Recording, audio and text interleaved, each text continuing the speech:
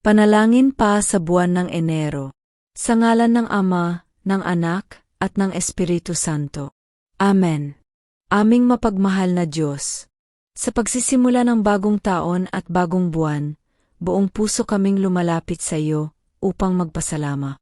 Salamat po sa biyaya ng panibagong simula, sa buhay, sa kalakasan, at sa pagkakataong baguhin ang aming mga landas ayon sa iyong kalooban. Panginoon, sa buwan ng Enero, hinihiling namin ang iyong gabay.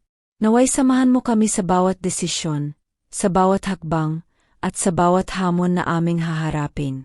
Bigyan mo po kami ng karunungan, lakas ng loob, at pusong laging handang sumunod sa iyo.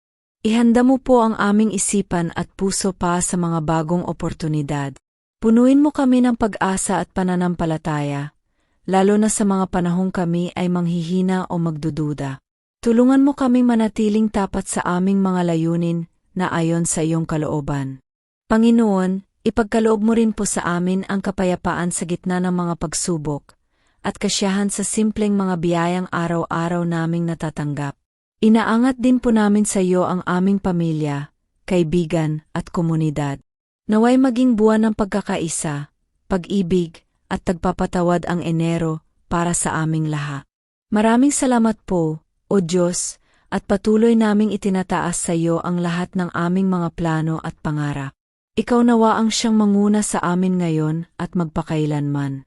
Sa pangalan ni Jesus. Amen. Sa ngalan ng Ama, ng Anak, at ng Espiritu Santo. Amen.